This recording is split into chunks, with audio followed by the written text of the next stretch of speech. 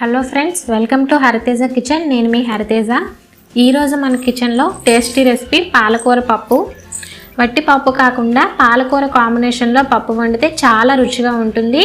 పాలకూర పప్పును ఇలా చేసి చూడండి, ఎవరైనా ఇష్టంగా తినేస్తారు.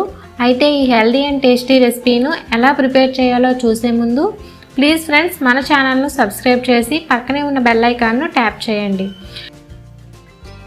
సాంబార్ మసులుతున్నప్పుడు ఒక చెంచా నిమ్మరసం కలిపినట్లయితే సాంబార్ చాలా టేస్టీగా వస్తుంది.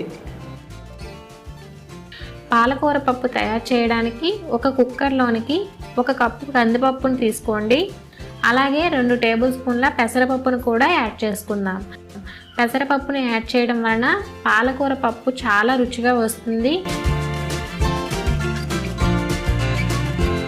ఈ పప్పును శుభ్రంగా ఓసారి కడిగి తీసుకోండి. 1 కప్పు పప్పుకు 3 నుంచి 4 కప్పుల పాలకూర కరెక్ట్గా సరిపోతుంది. ఏ ఆకుకూర అయినా 1 కప్పు పప్పుకు 3 నుంచి 4 కప్పుల ఆకు కరెక్ట్గా సరిపోతుంది.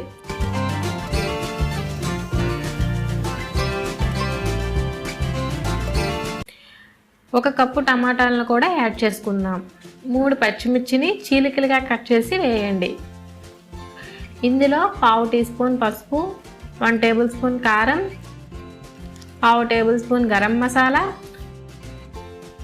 1/2 టేబుల్ స్పూన్ ధనియాల పొడి, రుచికి సరిపడా ఉప్పు. ఇప్పుడు 2 కప్పుల వాటర్ను వేసుకుందాం.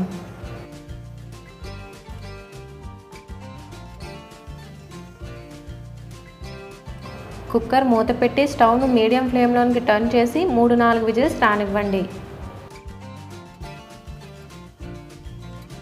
ఈలోపు పెద్ద నిమ్మకాయ సైజు చింతపండును నానబెట్టుకుందాం. కుక్కర్ 4 విజిల్స్ వచ్చాక ప్రెషర్ అంతా పోనించి చూస్తే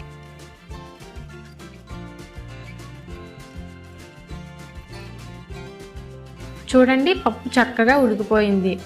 ఇందులో నానబెట్టిన చింతపండు రసాన్ని తీసుకుని మీకు కావలసిన పప్పు పలచదనాన్ని బట్టి పులుపును అడ్జస్ట్ చేసుకుంటూ చింతపండు రసాన్ని పప్పులోనికి తీసుకుందాం. ఈ స్టేజ్లోనే ఉప్పు, కారం సరిపోయే లేదో చూసుకుని కావాలంటే యాడ్ చేసుకొని 2 నిమిషాలు మరిగించండి. పప్పుకు కావాల్సిన పోపును ప్రిపేర్ చేసుకుందాం. ప్యాన్ పెట్టి 2 టేబుల్ స్పూన్ల ఆయిల్ వేసి 1 కప్పు ఉల్లిపాయ ముక్కలు, 2 ఎండుమిర్చి, 1/2 టేబుల్ స్పూన్ జీలకర్ర, 1/2 టేబుల్ స్పూన్ ఆవాలు, దంచిన తెల్లుల్లి అల్లం వేసి బాగా ఫ్రై చేయండి. పప్పులోనికి పేస్ట్లా కంటే దంచిన తెల్లుల్లి అల్లం వేస్తేనే బాగుంటుంది.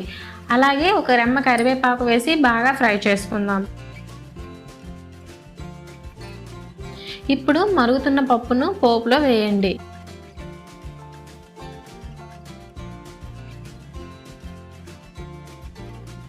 పాలకూర పప్పు రెడీ అయిపోయింది. ఈ పాలకూర పప్పు చాలా రుచిగా గుమగుమలాడుతూ చాలా బాగుంటుంది. అన్నం చపాతీల్లోనికి ఈ పాలకూర కాంబినేషన్ ఎవరికైనా నచ్చేస్తుంది.